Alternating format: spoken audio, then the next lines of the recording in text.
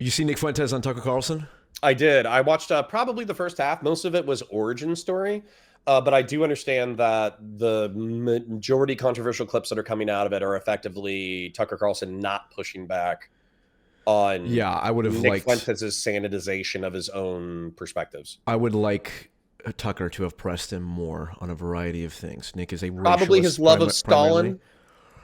That I was like, he's to me that's so obviously a troll. He's like, it's an important day to me, Stalin's birthday. It's like, okay, that's less important than the hey, America is fundamentally white and it must be a white nation, and does he want segregation to Did he come say back and all that? white or did he say white majority? What did he say? I don't recall. I believe he says white majority. I don't know. The biggest problem with Nick Fuentes is you don't know what he believes because he's so ironic sometimes and then, contradicts himself and stuff. I agree Tucker should have pushed harder. I would have liked to have seen more back and forth about why do you keep saying the Jews when there are so many left-wing Jew, or just not even left-wing, like Dave Smith is not left-wing. There's many Jews who are opposed to Israel. There's a difference between Jews and Israel. And I don't think there was enough of that. Yeah, So no, that was no good. because the hide the ball thing, in my opinion, is, and I wish Nick still took debates from randos, but in my opinion, the reason why is because appealing to the, I don't know, what is it, like 80%, 90% of Jews support some kind of Zionism, right? Yeah. And so as a result, even if you can point to the 10% and say, oh, these Jews aren't supportive of the state of Israel, he's going to say as a whole, the Jewish population is supportive of the Zionist project of Israel. Therefore, they're either complicit or they're active participants in the thing that I'm criticizing. Right, which is as dumb as saying, well, because 90% of black people vote Democrat, you might as well just assume black equals Democrat. We'll just use those words interchangeably. It's like, no, that's ridiculous. And in fact, the number of black people voting Democrat has gone down, and the number of Jews that support Israel has gone down. And the biggest problem with Nick Fuentes is he fosters a degenerate attitudes towards Jews that prevents Jews from feeling free to be able to criticize Israel, right? Because you're sort of reinforcing the whole, well, they don't want us here in America, so we have to go, we have to have an Israeli state for us to go to. Well, and this is what's frustrating me. So Kay is asking a question, and I know Kay, but she's saying, but can Jews not be supportive of Israel and still deserve to live in America? Right there, we're already talking about something that's extra constitutional. Because as far as I know, within the First Amendment confines, Congress shall make no law abridging the freedom of speech, the right to peaceably assemble, all that kind of stuff. It's effectively freedom of speech, freedom of conscience. So even if you're a pro-Zionist Jew, why would that ever be a political yardstick upon which you could be denaturalized or deported or incarcerated or killed? And that's where, sorry, real quick, there's a groiper in my chat named Justin who's like, oh, Nick never hides what he says. But then Nick says that like Jews in America need to be dispossessed of power. And I'm like, what the fuck do you think that means? Justin is the only groiper I like. I don't agree with Black Justin. Not sure all. Black Justin, yes. Okay, Black Justin. Cool. Yeah, the whole denaturals, whatever. I agree. That's ridiculous. And the more that you push that, it's just like you're undermining the good points that you do make. Well, I did see a black gentleman on Twitter as well he got frustrated with the interview, and he was basically like, well, if this is conservatism, then fuck y'all. Which, by the way, I think that means that you have a fairly shallow understanding of conservatism in the first place, if that's what you say. However, I appreciate his instinct effectively saying that, like, well, if we're talking about like denaturalizing and deporting United States citizens who have already been here for multiple generations, then I'm not a part of your political project. And I'm happy to see some level of revulsion against the far left. However, all the stuff about dual loyalty and dual citizenship, I think dual citizenship should be illegal. I think it's ridiculous that we allow that. There's other countries that don't allow it. It doesn't make any sense. Teddy Roosevelt said, if you're not you're either loyal to America only or you're not an American. It wasn't racist when he said it, and it's not anti-Semitic when he said it. So I think it's perfectly reasonable to say that people should not have dual citizenship or dual loyalty in general. You should actually read Teddy Roosevelt's book, the Rough Riders book. It's a little racist in that. What he said, though, is that the United States is an Anglo-Saxon project, And in order to be a part of the ethno-religious, cultural offspring of the American experiment, you have to buy into the experiment. So regardless of whether or not you're some swarthy Italian or Celt or Irish or whatever, you have to buy into the American project, or else you're not an American. And there was like there was some racy stuff, but it wasn't like, it was probably progressive for like 1920, man. Sure. It was probably super progressive for 1920. Yes, but that idea in the current context, there's very clearly a very pro-social way to believe, hey, you should only have citizenship in the United States if you are a citizen of this country. You should not have multiple citizenships. You should not have dual loyalty. And I think that's perfectly fine. And I think that to the degree that like someone like Nick points out that Jewish identity is relevant in a lot of American Jews' relationship to Israel, that's the most self-evidently, obviously true thing that's ever been said. Yeah, my Irish identity is relevant to the way that I think about Ireland and English-Irish. No, not nearly to the same degree that... Not nearly to the same degree, but I can imagine it. Oh, sure. Oh, yes. Yes. But like people who... their religion compels them to care about a so-called secular state, that's not good. And that is an issue that needs to be talked about. Now, as a solution, let's deport and denaturalize? No, that's ridiculous. It should be to freely criticize and create the conditions for normal Jews who don't care more about Israel than America to go, yeah, I'm an American, I'm not Israeli, my whole life is spent here. But let me ask you this, okay? So I agree with you that my affinity for the homeland of Ireland, based off of my ethno-religious whatever background, is not as strong as a Jewish person's affinity, the average Jewish person's affinity for the state of Israel. Okay. However, a third of my population was not wiped out within 2 generations. My grandparents' generation was not wiped out. I think there were 16 million Jews prior to World War II, and I think the population dropped down to 9 because the European population of Jewry was wiped out. Sure. So I think there's a sensitivity there where... Of course, it's perfectly rational. Okay. I fully understand. I'm not blaming any individual Jew, especially if their religion compels you. That's your religious belief. Okay, well, but what I was going to ask about even like a secular Jewish person, though, so you're saying that you're sympathetic to like the natural self-interest. Why wouldn't you say, oh, well, 2 generations ago or 3 generations ago, my great-grandparents and my grandparents didn't think it was going to happen to them. And then it happened to them. A third of my ethno-religious group got wiped out, and they are now present. 90% of Jews are present in 2 locations. I think there's a 16 million population of Jewish folks. 7 million people are located in the United States. 7 million people are located in the state of Israel. Yes. And so, so why wouldn't they say like, oh, well... They're all in Brooklyn, the true Jewish state. Okay, but why wouldn't they say, okay, I'm an American, but I want Israeli citizenship in case shit goes super bad in North America. That way I can escape to Israel, God forbid something crazy happens. Let's say Nick Fuentes becomes president of the United States. Why wouldn't you be interested in dual citizenship? It is entirely rational to want that as an individual. I'm not saying it, I'm saying it's not. I'm saying we shouldn't allow it in the same way that I shouldn't have a backup country in case things go wrong here. It's like, well, would we tolerate Russian dual citizenship in terms of, hey, this is a foreign country has its own geopolitical interests that are oftentimes opposed to ours.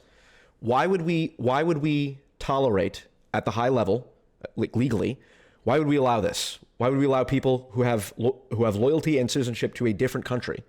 Why not just get rid of it like other countries do? Well, this is something that I think that your brain and my brain are working a little bit differently. Why is nationalism, and I understand what I'm saying. The people, the patriotic pride of the people of your country. Why is nationalism in your mind like a lost sum game? What do you mean a lost sum game? Why? So I'm a civic nationalist. Okay. I'm a paperwork nationalist. I want people to be American patriots. I want them to believe in freedom of speech, freedom of conscience, right to self-defense, limited government, all that kind of stuff. So I think that anybody can philosophically become an American spiritually. True. I think they can become an American. Yeah. So what I'm saying is we have allies. France, Germany, Israel, Belgium, Ukraine, arguably. these countries have their own interests, and they Correct. do come to the United States in order to plead their geopolitical grievances in case for why they want America to help their nations out. Why is that viewed as a lost-sum game? Because it sounds to me like the reason why you want to eliminate dual citizenship and dual loyalty is because you're afraid that people will come here under a false pretense of American loyalty, but then they will make arguments and geopolitical strategies that are contrary to the interests of the United States. Okay. What happens if the interests of your country and the other country you're a citizen of are at odds? Then you're going to have to choose. Right. That happens all the time. Okay, there's so plenty of right. Ukrainian Americans so the who probably issue is, resent American foreign policy right now. So the issue is you have people who I feel like this is very straightforward. If let's use Russia as example. If you had a bunch of Russian dual citizens who were lobbying the U.S. government on behalf of Russian interests, self-evidently that would be a problem, would it not? It's because Russia's an adversary. Okay, it's a problem, but then the question is how you resolve it, and also the limits of legality. So, for instance, like Russia today, I think is allowed to broadcast on social media within American spaces, but I think that they've been like prohibited from American TV or some shit. I fucking forget. But the whole point is that you can advocate for the Russian state within the United States. As a matter of fact, we see it on Twitter all the time. But the question is whether or not you're actually an adversary to the point that you will commit a crime on behalf of that adversarial state. That's not my. I'm not saying. Well, Jonathan Pollard did do that for Israel. It's people. Was he criminally prosecuted, or did he escape to Israel? Did he escape? I forget. I don't know. Jonathan Pollard, you say? Yeah, the guy who stole the U.S. nuclear secrets and gave them to Israel, which then, I believe, ended up in Soviet hands. Was he arrested or pardoned? It doesn't matter. Keep going with your point. I'm listening. I'm just Googling it. It's a straightforward point. If you are in America, you should be America first. Your interests should be that of the nation. And you say, well, but I want a backup country in case things go wrong. Okay, I don't have that. Why should you have that? Do you understand? Hold on. But let's say that I was an Irish person. All right. Let's say I was an Irish person and I had some. My parents or grandparents had come to this country.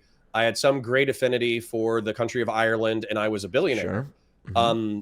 Why would I not be, if I was passionate about my mother country? Why wouldn't I be willing and able to lobby my country, my current country, on behalf of my mother country? No one is saying that that's irrational. What I'm saying is, why shouldn't I, as someone who does not care about that country and does live in this country, care more about my own country than yours? You can care about your own country than yours. And part of that is doing freedom of conscience and freedom of speech. Yeah, we should make dual citizenship illegal. That's my honestly, that's a particular thing. Whatever, that's fine. The broader issue of it is a problem that you have people like Miriam Adelson donating $100 million to Trump's campaign, being in his White House all the time, and advocating on the behalf of a foreign nation. But by the way, this is one of my frustrations thing where I was talking about the lost sum game. So why? Okay, I already asked that question, so I guess I'll ask a different question. If we have legitimate geopolitical concerns with because the United States is a commercial empire. Through unilateral and multilateral agreements, we are responsible for $70 trillion of the world's economy. So if we have interest in that region, and if there's a person who has affinity for a country within that region, why wouldn't they be able to advocate? Now, maybe they should register it as a foreign agent. Like I believe in FARA. Okay, so you think AIPAC should register as a foreign agent? So the argument there, probably, because they're advocating for a foreign nation. I think the argument that AIPAC has made, though, is that they're not technically members of the Jewish state.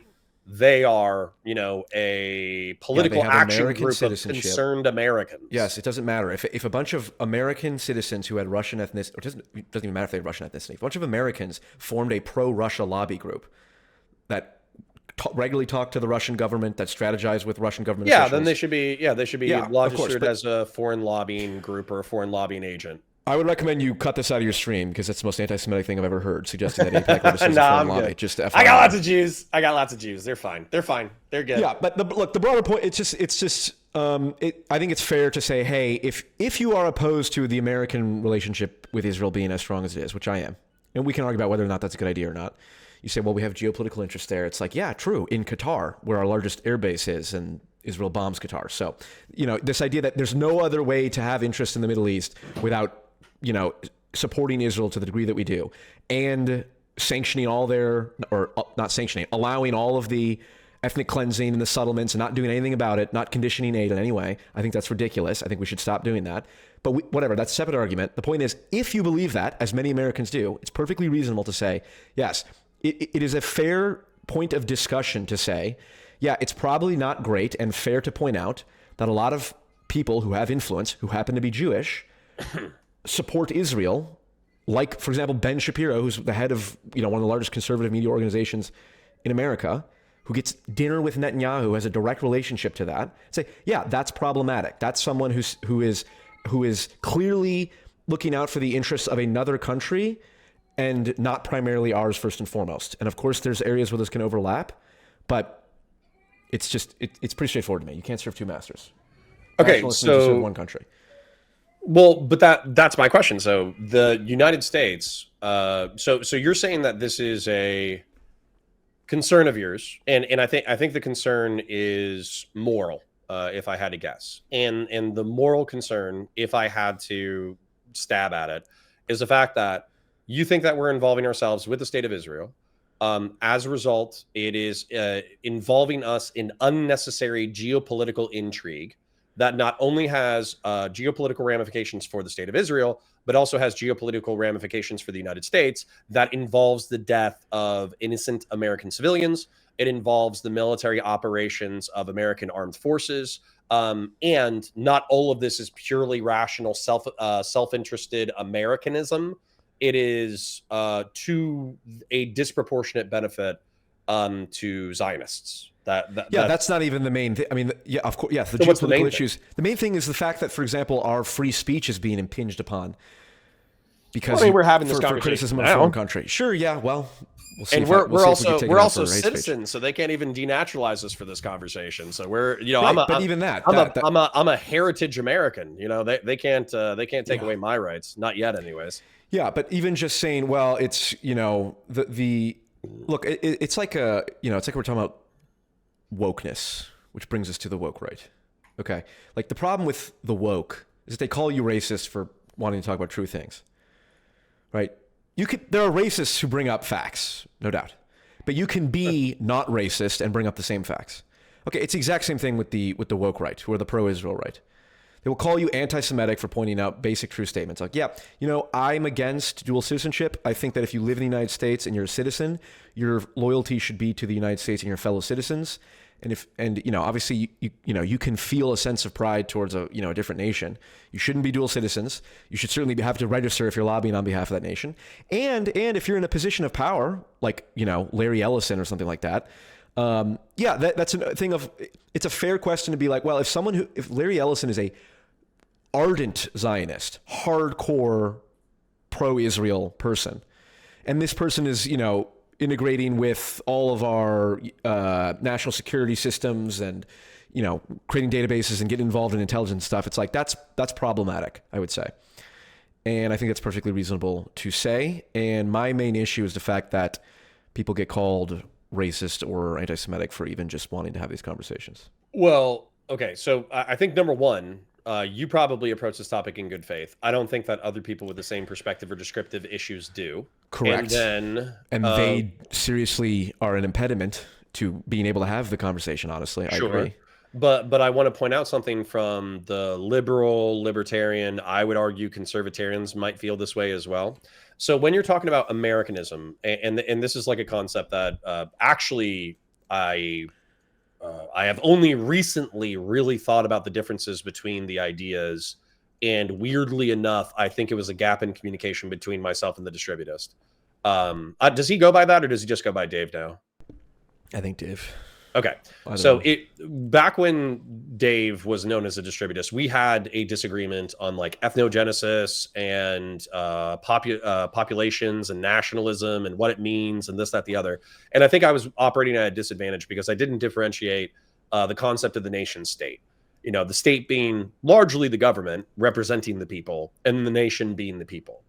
And so what I'm kind of trying to get to is the United States is predicated, it's a propositional nation that's predicated on the Constitution of the United States.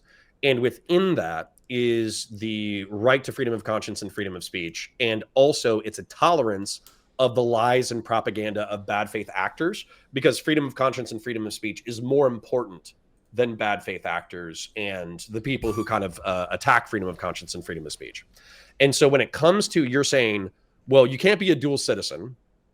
I don't know what disease we're curing. And then when you say, oh, well, I'm worried, you should not be loyal to a different nation more than you're loyal to our nation. Well, one of the propositional statements of our nation is that you're free to think whatever the fuck you want, as long as you're not doing illegal activity. So, for instance, a fascist and a communist, even though we viscerally disagree on politics, as long as they are not committing crimes, I am not allowed to exclude them from my nation. And same thing with a Zionist. So it sounds like you almost want to exclude Zionists from the American political project. No, I want to be able to freely discuss the issue of the American relationship with Israel, to, in the marketplace of ideas, convince people that we should stop supporting Israel in spite of the fact that there are many Zionists who have a lot of influence. Okay. I think, deporting and denaturalizing is deranged and insane. Deporting and denaturalizing, though. So deporting, as far as I know, the only people who have been argued for deportation was that one Turkish girl. Who I don't know what her status is. It's the Zionists who are arguing for the deportation of people criticizing Israel. But okay, and then I'm talking Nick Fuentes is desire to, or whatever has stated, or whoever on the right wants to say, to denaturalize and deport Zionists. Yeah, that's deranged and insane. Okay. That's what you were referring to, right? No, I thought that you were referring to the United States currently acting on the behest of Zionists to do the BDS laws. Where public entities are not allowed to work with anti-Zionist institutions, right? Which is deranged. And then I thought you were also talking about the attempts to deport. I forget this guy's name, but there was a guy in New York who was a professor who participated in some of the protests and building sit-ins. And the Marco Rubio and the Trump administration tried to deport him. I think that was overturned. And then there was a female Turkish gal who was also attempted to be deported for the same thing. They weren't citizens. They were on immigrant visas. And then the Trump administration used like a super general law to try to deport them. But realistically, the reason why they were being deported ostensibly is because of support for jihadist organizations. But realistically, if you look at what is documentable, it's anti-Zionism. Yeah, and I think that's a problem. And that is who the real woke right is. Maybe we get into what, the Zionists? No. Well, a lot of Zionists are woke right.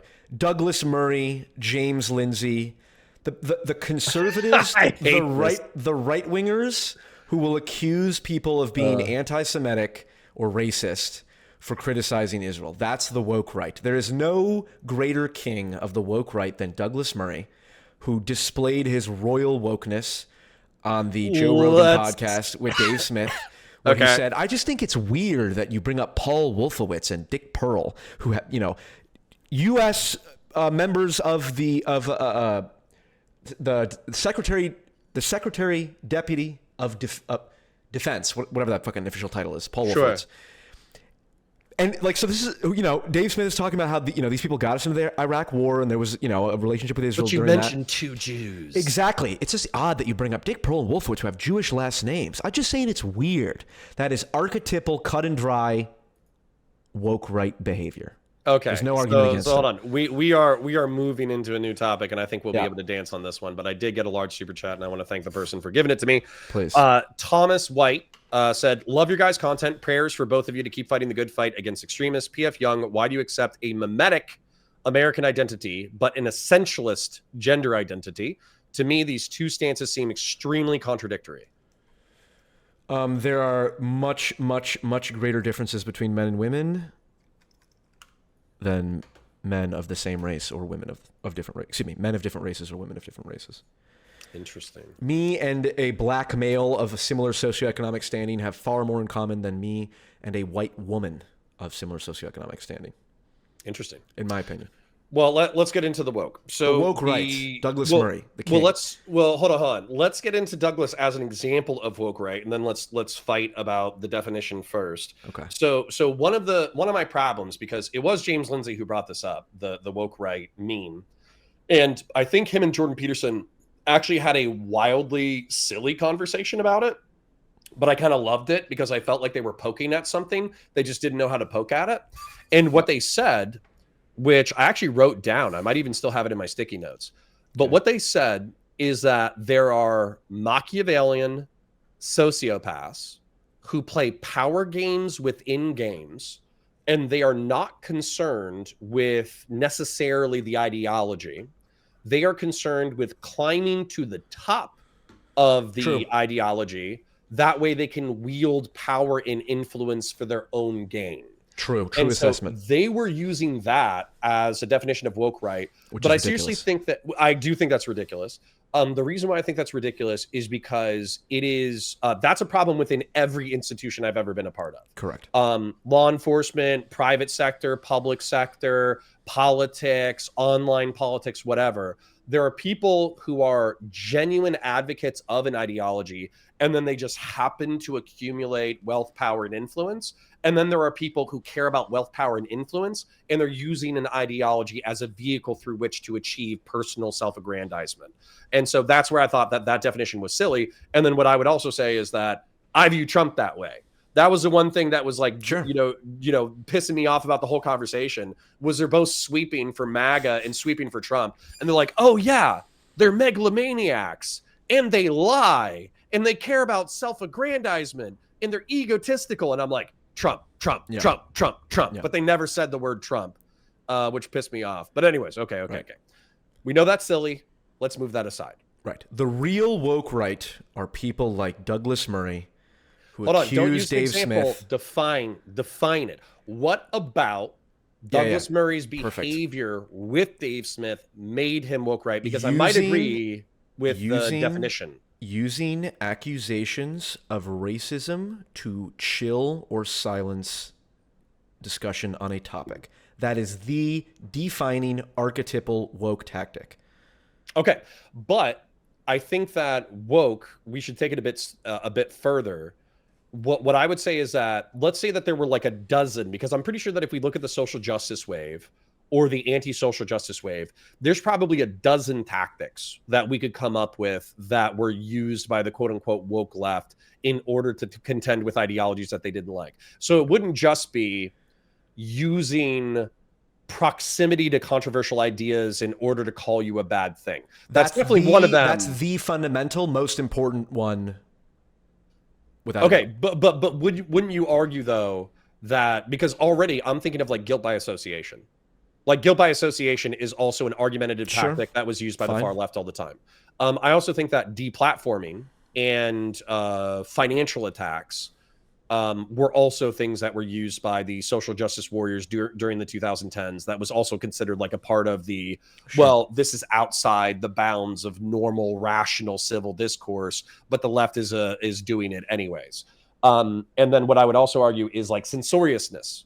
Basically using either corporations or the government to censor unpopular ideas. That would be, I would consider probably another woke tactic. Sure, but the most important one, the one that everyone encountered or the people who encountered it in their workplaces, at their schools, online, amongst their friends. Oh, you are talking about this topic, you think this thing, you said this thing, you must be racist. The current woke right does that, except it's with Israel now. You're criticizing Israel, you're listening to Nick Fuentes, you're not utterly condemning Nick Fuentes at every possible turn. You must be anti-Semitic, you must be racist.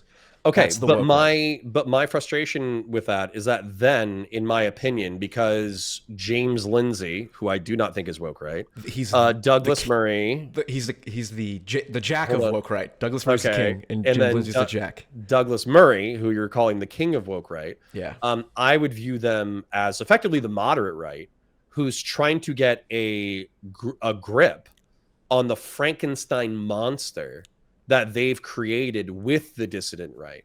So by enabling, because I do think that there's actually different branches of the right wing, in my opinion.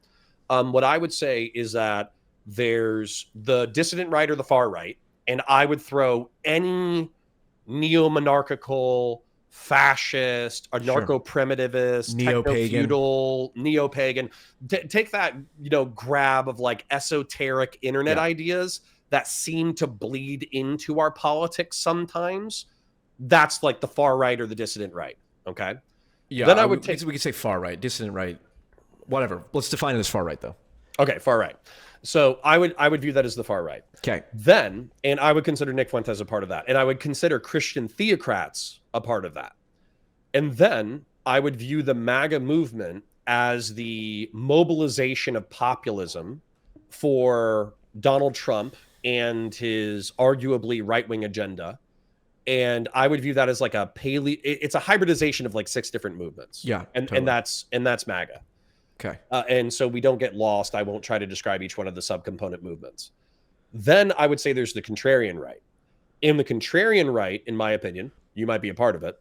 The contrarian right are people who effectively they look for why the left is bad, why the leftists have gone too far, why the social justice went too far, why the liberals went too far, why the progressives went too far. And is this like Tim Pool? Tim Pool. Yep. Tim Pool is like the perfect example of contrarian right. It's funny that I knew exactly who you were going to pick. By the way, I was watching Sitch and Adam earlier today. I would argue that Sitch and Adam are also, weirdly enough, even if they say, oh, we're liberals, we used to believe in this and we used to believe in that. I think that if you look at the arc of their show, I would argue that they're contrarian right as well. They're looking for reasons why the left are bad. Therefore, you should move over here politically. Or we're giving you a social excuse to move over here politically. Sure. That's all fine. None of this changes the fact that James Lindsay and Douglas Murray preside over this vast mimetic empire called the woke right. And they are the epitome of the woke right, calling people anti-Semites. And Konstantin Kissin's in this camp too. But Doobie points out, if you want a demonstration of the woke right, watch the Piers Morgan debate with Stephen Miller's wife, Katie. She weaponizes identity immediately, then later goes on to complain about identity politics. Perfect. And so, but hold on. I think the reason why that I get frustrated with your definition is because I would view these people as opposed. I would view James Lindsay and Douglas Murray as right-wing people who are trying to moderate the right away from anti-Semitism. And then I would almost view Stephen Miller, even though he's a rabid Zionist, I would view him as somebody trying to use a political cudgel with which to beat down his enemies. And I don't think these are the same things. I don't think trying to moderate the political ambitions of your binary political side, which is already problematic by itself. Yeah. I don't view that motivation as the same thing as trying to seize power. Trying to moderate power and trying to seize power are not the same thing. Sure. I would say it's generally better to group people together based on their behaviors and the consequences of their actions rather than their motivations, although, motivations are relevant. The fact that Douglas Murray and James Lindsay are trying to moderate the excesses of the far right says nothing about whether or not they're effective at it. My entire point was they are empowering and inflaming the far right by using garbage woke tactics that we know turn the average person off and we know have failed for the left and has caused a backlash against the left. They're now using those same tactics to try and suppress the right. I believe that I'm actually one of the people in this space who actually is contending seriously with the far right and trying to temper it by separating, when someone like Nick Fuentes says something that's very pro-social on the face of it, forget whether he's being manipulative or not, draw that out more. Christianity says specifically, interracial marriage is fine. All men are created, all men are created equal. That's the Declaration of Independence. But, we're all made in the image of God. And then when you have the National Socialists and the neo-pagans who are saying Nick Fuentes is a weak slave morality Christian, who's, which I'm seeing constantly, and I talk to these people, and so I know, and I actually have a better idea of where the extremism is coming from and how to address it than people like James Lindsay and Douglas Murray, who will say Dave Smith is being anti-Semitic. You create anti-Semitism by constantly calling people anti-Semitic when they're not. And so the fact that they want to temper it doesn't change the fact that the effect is bad.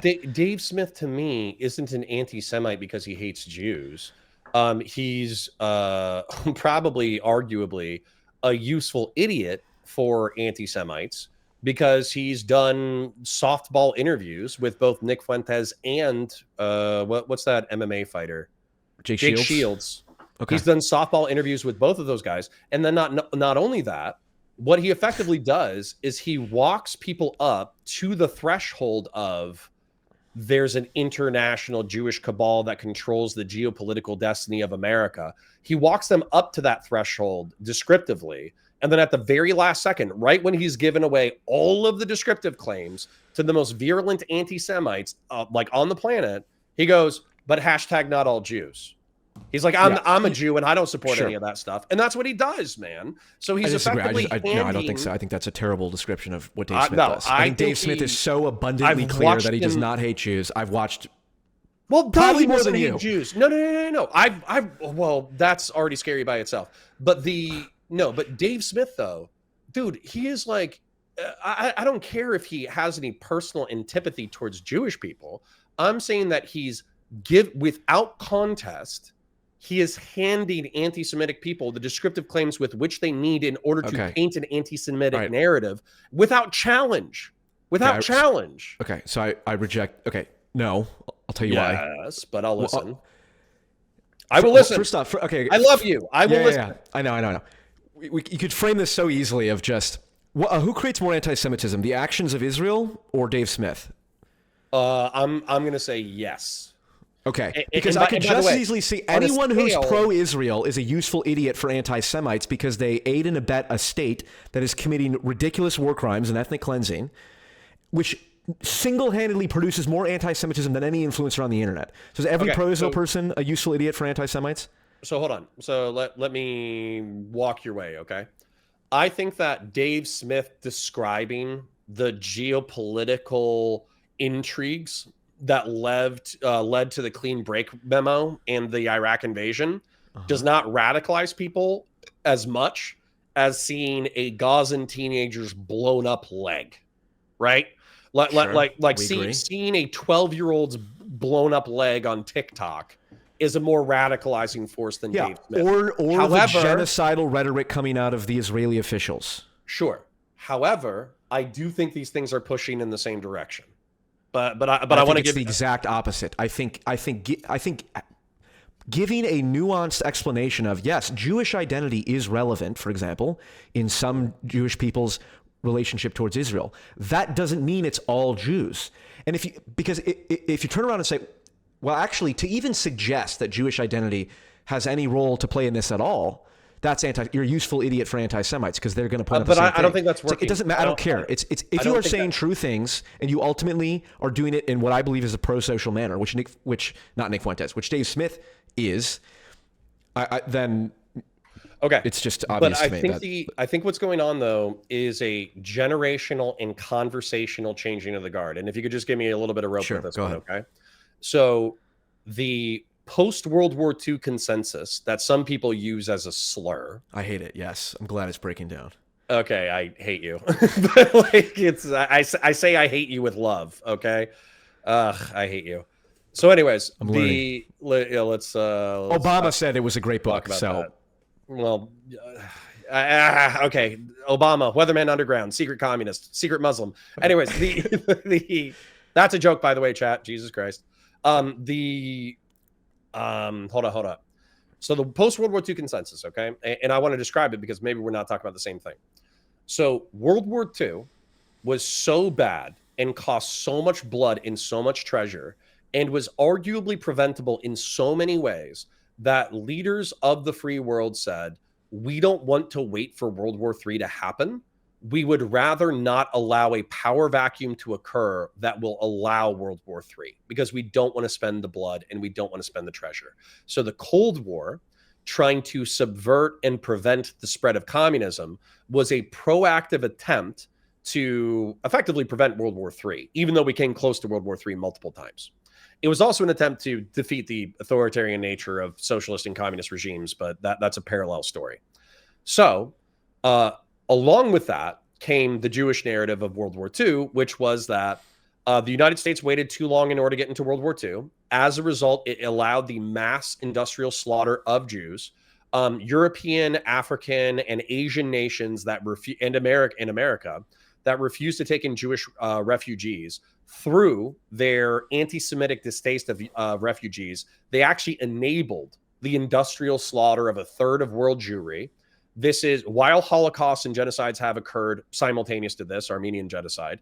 The industrialization of mass slaughter was so insane in Germany that we cannot allow a situation like this to occur again in world history. Correct. That's the post World War II consensus. Perfectly reasonable, and but what was born out of that at the time. But what was born out of that, which I don't think you think is reasonable, is the British Mandate of Palestine. I think disappeared in 21. I suppose. I would have to check out when the mandate, the British Mandate, ended. But basically, in the era leading up to 48, which is when the State of Israel was established, there was a tension between indigenous Palestinians and Israeli settlers that was exacerbated by the refugees from Europe coming to Israel, that then sparked the birth of Israel, where Israel said, hey, we're an independent Jewish nation state, and if you don't like it, you can go fuck yourself. And then you had the Nakba and the reverse Nakba and all that bullshit. And so the Zionist narrative is that wiping out a third of international Jewry was so terrible that the Jews need a homeland. They need an ethno-religious homeland that is not reliant on the whims of a foreign power. And so while half of the world's Jewish population moved to the United States and arguably have done quite well here, the other half are in Israel, and they've been fighting an existential battle for the better part of a century. This is all descriptive. I didn't know. I didn't know. So I guess my question is, if we agree that up until we hit the Zionism, we're okay with what happened in the post-World War II consensus or narrative, but then you're not okay with the Zionist narrative, how do you negotiate this going forward, especially considering the geopolitical position that Israel is already in? I'm all about trying to push back on the settlers. I'm all about conditioning military aid and intelligence sharing based off of the behavior of Israel. What I'm not for is the cutting off of all communications, all aid, and all military and intelligence coalitions. Sure, that's what I'm not for. I am for conditioning aid on, but they don't need the aid, right? Well, then why do they lobby so hard? Why does everyone complain about? They want to make AIPAC huh? Well, I was going to say annually it's $3.8 billion that we basically give them. We give them a check. Yeah. Although what is it? How much have we given them in the last 3 years since October? I think it's like 20 billion. I think it's more than that, but sure, whatever. But yeah, it's not the financial issue. Okay, it's again, it's the George Orwell. Freedom to say 2 + 2 = 4. Everything else follows. You cannot just speak having that openly conversation now. Yeah, but my point is the woke right want to. Nick shouldn't be platformed by Tucker. We shouldn't platform these ideas. These people are racist. It's anti-Semitic to do this. Calling names. It's not addressing.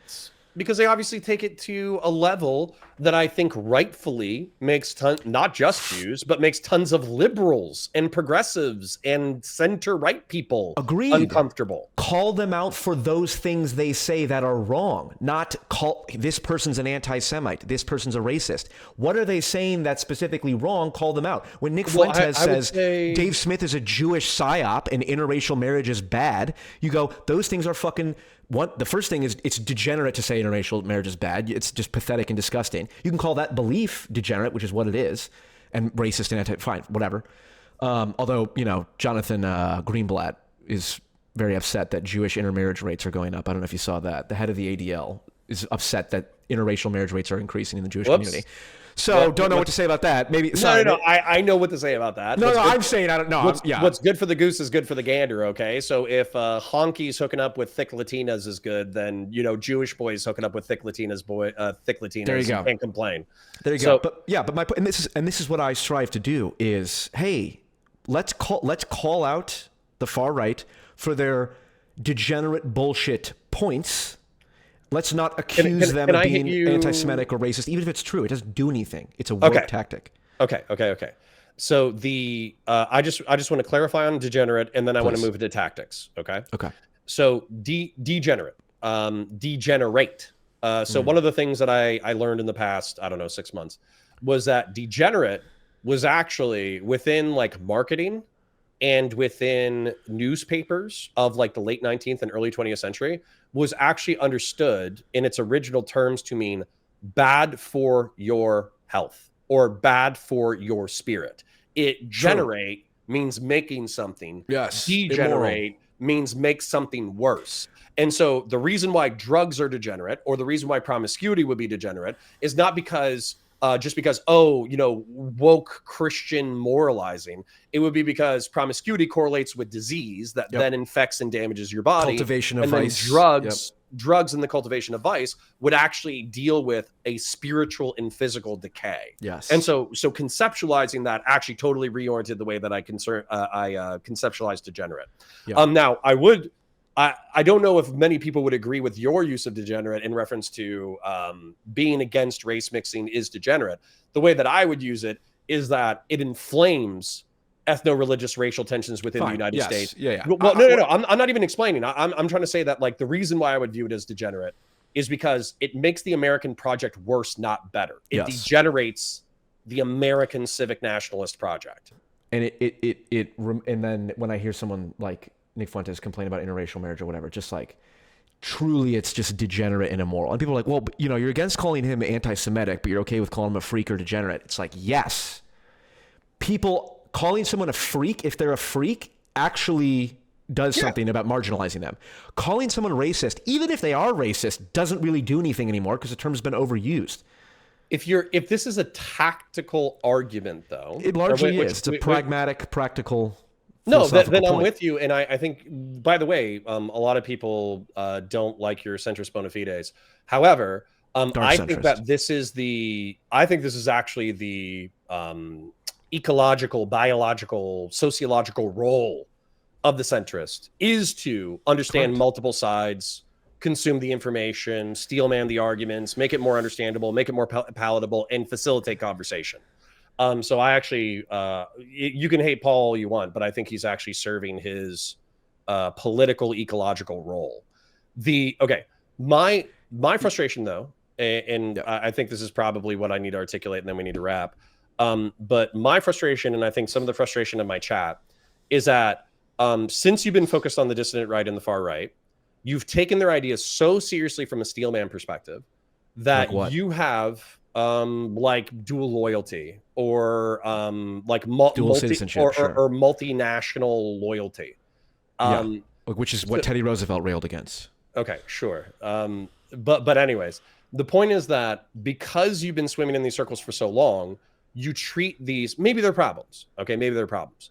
But you seem to treat them with a level of like existential deference that doesn't seem sane to people who are not hanging out in dissident right-wing circles. To people who are ignorant and don't know what they're talking about, yes, they probably have issues with how I'm going about things. But what you said though, for me though, you said 4 things, and I've kept it. It's at the top of my notes. Yep.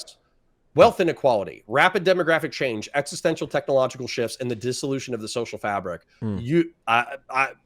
Correct me if I'm wrong, but what you said was that these are the motivators that are effectively radicalizing our population, left or right. These are the things that are pushing people into the fringes. And so what I see you doing is I see you going into the far right, understanding their arguments, breaking them apart, et cetera, seeing what's good, seeing what's bad, all that kind of shit. And then you're making a tactical argument. Hey, don't just call these people bad people, because if you call them bad people, you're not actually changing any of their beliefs. Contend with what they're saying and then actually give them like a viable alternative. Yes. I agree with you completely from a tactical perspective. However, you have to understand that when you're proselytizing to these various tribal groups, in my opinion, there's so much here. I think that the most popular political pundits on the planet, they are not idea makers. They are prophets of a pre-existing ideology. All they do is like, I don't even think Dave Smith has really like changed any of his opinions probably since he was 17. He is a libertarian prophet. You just hate Dave. Your hatred for Dave Smith blinds you. I do hate Dave Smith. But Yeah. I would say the same thing for Destiny or Vosh or Hassan Piker. They might have like a unique take every now and then, but if you look at 90% of what they say, and I'm not saying this to be insulting to Steven, I'm trying to say it descriptively, it will fall in within, for Destiny, it'll be the liberal framework. For Vosh, it'll be within the libertarian far left framework. With Hassan Piker, it'll be the anti-imperialist authoritarian left framework. And so the whole point is that those are not the people who go into different tribes. They're the most popular people, but they're not the people who go into different tribes and then break off members and then move them into new tribes. And so I guess my thing that I'm trying to say to you is, you might be trying to understand this to the maximal degree. And you're saying if you're trying to break people out of these political tribes, then you need to take my tactical approach. But the question is, move them to where? Right? Because not everybody likes centrists. As a matter of fact, shitloads of people don't like centrists. No, you're telling me for the first time. Wow. This is the first time I'm hearing this. But I'm just saying, like, I think you and I are probably like fairly parallel in having heterodox views. And then our audiences, I don't know about your audience, but I feel like my audience, they're not from a specific political tribe. They're heterodox thinkers. They're people who think. Well, besides the autistic Destiny fans in my audience, I have a lot of free-thinking, intelligent people. Right. Which is partly why I'm not big on condemnation all the time. It's like, by the way, I'm going to say my opinion on something, but because I think my audience are a bunch of sheep, I need to remind you, like, this person's a bad person. It's like, here's my opinion on this thing. I'm assuming my audience is intelligent enough that they watch me and can form their own opinions, and I'm just adding to the mix of things to form their opinions about. Now, am I aware that there are people who are impressionable and I've influenced? Yeah, sure, of course. And I think I do a perfectly reasonable job of condemning all the bullshit that I think needs to be condemned and not being overly like, oh, this is a bad person, blah, blah, blah, I can't talk to him. This is all because my thesis statement, I have heard all of this bullshit about Destiny for years. I don't care. And I don't care about Nick Fuentes. I don't care how horrible Destiny is as a human being or what he said. He needs to be, the ideas he puts forward should be contended on the face of it. Same with Nick Fuentes. Okay. That's how I do have to run. However, what I would say is, like I'm talking to North, who is a never Trump Republican. I talked to Ryan Mulally, who's somebody who believes in fundamental, like, natural rights. He likes talking about natural rights. Obviously, I have Grassroots Hegemon in that same group chat, and he's kind of like a conservatarian, libertarian. And so what I would say for the next conversation, not only do I want to continue to fight a little bit about what the woke right is, because I think that you are using it to describe tactics, whereas maybe I should use far right instead of woke right. I don't know, but we need to parse that out a little bit. And then I also think that we need to. I love freak right, and then we need to move into. Okay, so we believe that tactically it's smarter to contend with the steelmans in order to chip people away from an ideology. But then where are you moving these people to? And I think that's like a perfect thing. So I got to run. Can you shout yourself out to the chat? Godspeed. Paul, P.F. Jung. See you guys on the flip. Happy Halloween. Peace.